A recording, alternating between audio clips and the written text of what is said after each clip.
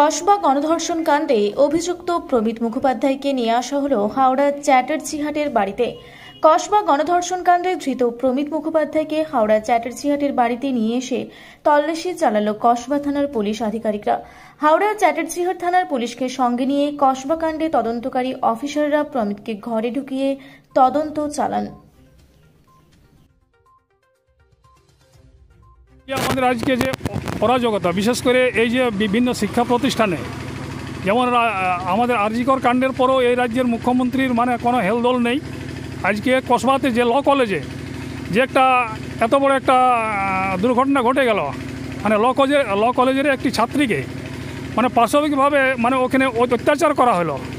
এখনও পর্যন্ত বিভিন্ন সূত্রে জানা যাচ্ছে যে এই যে ধর্ষণটা হলো, এটা শাসক দলের সংগঠনের সদস্য তাদেরই যে ধর্ষণ কাণ্ডটা ঘটে গেল, সেটা প্রতিটা জায়গায় দেখা যাচ্ছে যে শাসক দলের প্রত্যক্ষভাবে হোক আর পরোক্ষভাবে হোক মদত আছে। কারো হিম্মত নেই যে এই ধরনের কিছু করে। আজকে এখানে যে যে ঘটনাটা ঘটেছে, সেটাও কিন্তু শাসক দলের মদতেই হয়েছে। তার প্রতিবাদ করতে গিয়ে আমাদের রাজ্যের সভাপতি সুকান্ত মজুমদার মহাশয়, তার সাথে আরও যারা নেতৃত্বে ছিলেন, তারা যে আন্দোলনে যখন সামিল হচ্ছেন, তখন তাদেরকে বিনা প্ররোচনায়, বিনা অজুহাতে তাদেরকে গ্রেপ্তার করা হচ্ছে। তার এই গ্রেপ্তারের প্রতিবাদে আমরা সারা রাজ্য জুড়ে আজকে আমরা ভারতীয় জনতা পার্টি তার প্রতিবাদ জানাচ্ছি। আপনার নাম? আমার নাম অংশেশ্বর মোদী।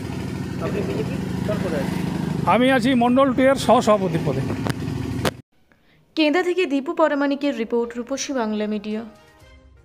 পুরুলিয়া শহরে এখন স্বল্প খরচে উন্নত ও অত্যাধুনিক চিকিৎসা পরিষেবা বর্দান হসপিটালে। এখানে general, laparoscopic, gynaecologist, paediatrician, anaesthetist, general physician, orthopaedic সহ বিভিন্ন রোগের অভিজ্ঞ ডাক্তারবাবুরা নিয়মিত রোগী দেখছেন। এছাড়াও 24 ঘন্টা বিনামূল্যে অ্যাম্বুলেন্স পরিষেবা রয়েছে, স্বাস্থ্যসাথীর সুবিধাও। যোগাযোগ করুন বর্দান হসপিটাল, রাঁচি রোড, সৈনিক স্কুলের নিকটে। মোবাইল নাম্বার 8918968624 এই নাম্বারে।